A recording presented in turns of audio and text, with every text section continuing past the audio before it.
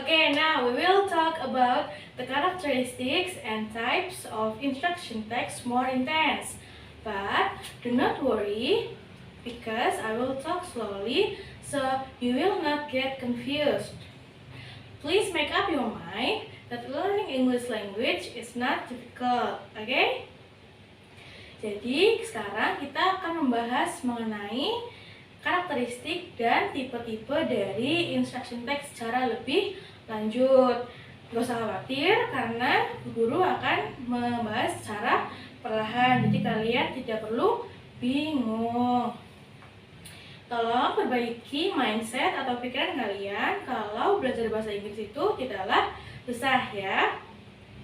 Oke, sebelumnya Bu Guru mau mengingatkan, karena kita menggunakan live YouTube sebagai media pembelajaran hari ini, Bu Guru ingin kalian berperan aktif dalam pembelajaran.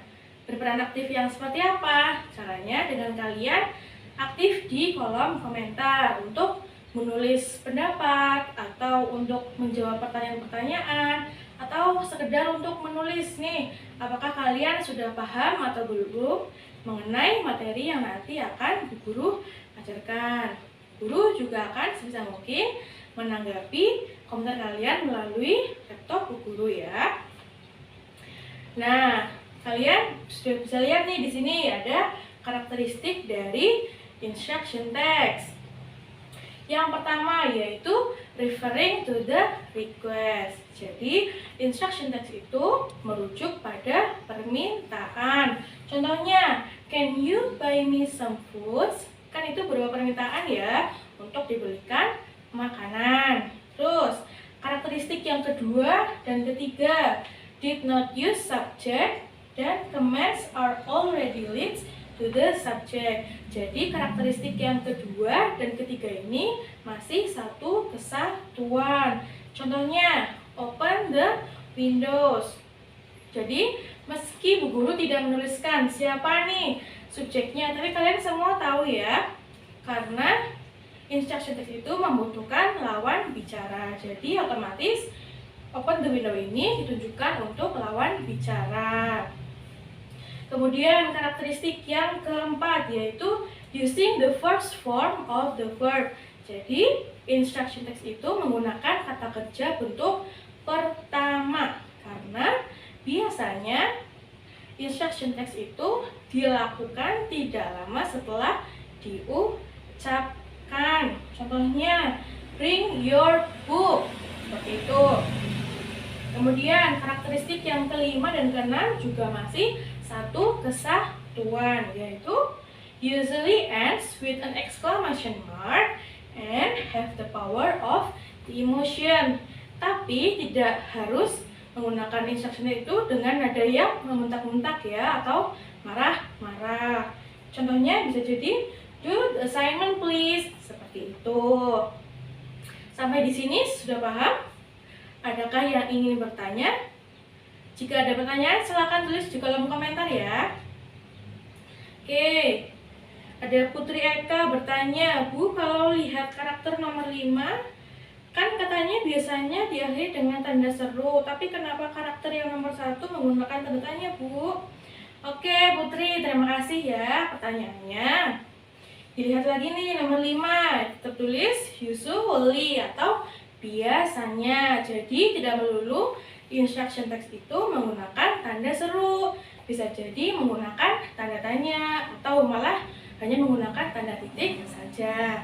Seperti itu ya Mbak Putri, apakah sudah paham? Oke, Mbak Putri komentar katanya sudah paham, baik. Adakah pertanyaan yang lain lagi? Kita lihat. Oke, sepertinya tidak ada ya. Kemudian kita lanjut membahas tentang tipe-tipe dari instruction text.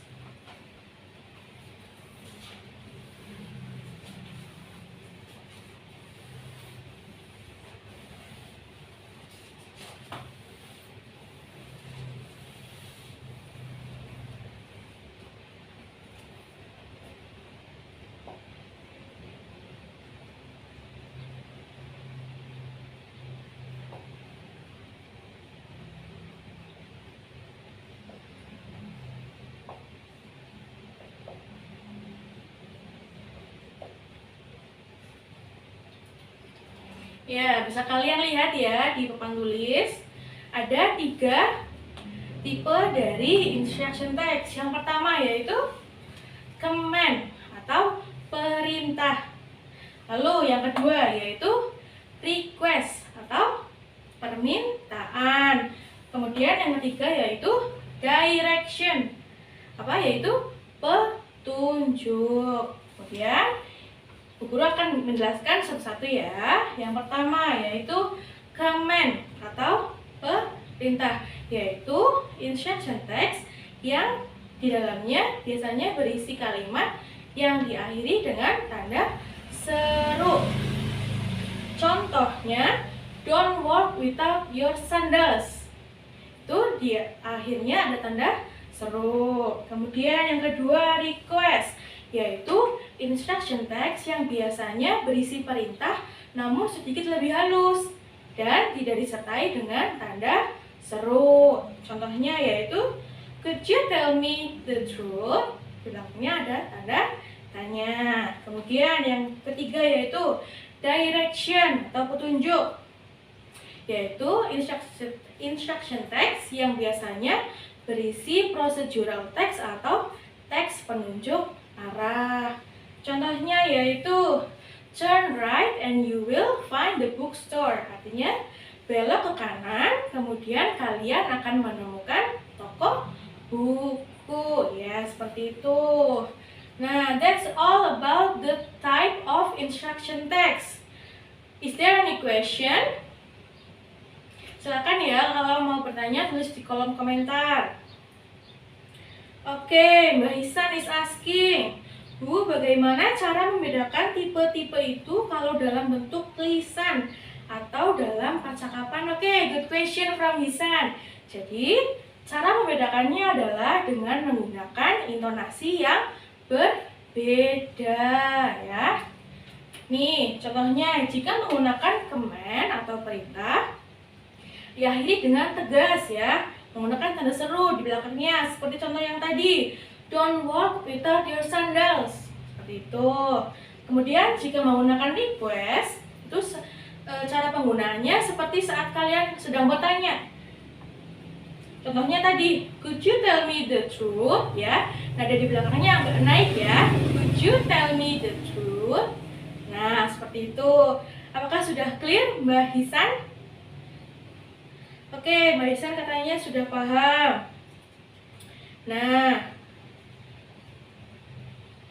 now I want to make small group consists of 3 students. And then I will give you some instruction text. And I want you to observe or discuss with your group what type of instruction text are used. Oke, jadi Bu Guru nanti akan minta kalian untuk mengobservasi nih atau mendiskusikan tipe instruction text yang mana yang digunakan.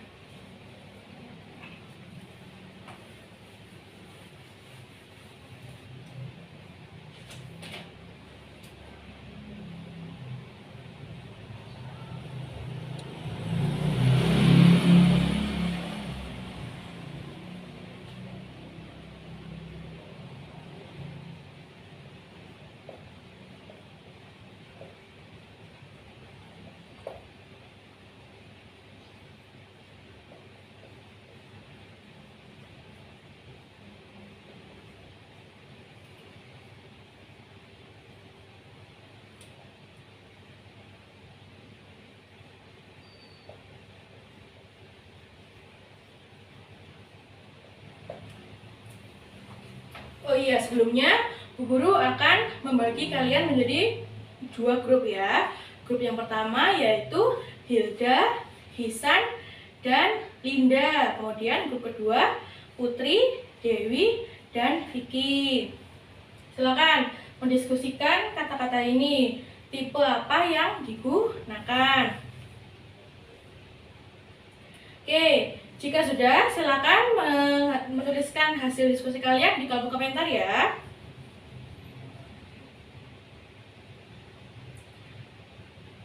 Oke, grup 1 sudah menuliskan jawabannya, grup 2 juga sudah. Oke, ternyata jawaban dari grup 1 dan grup 2 semuanya sudah benar ya. Good job.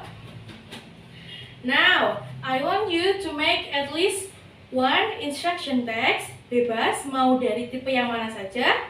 Kemudian tuliskan di kolom komentar ya. Yuk, tuliskan di kolom komentar.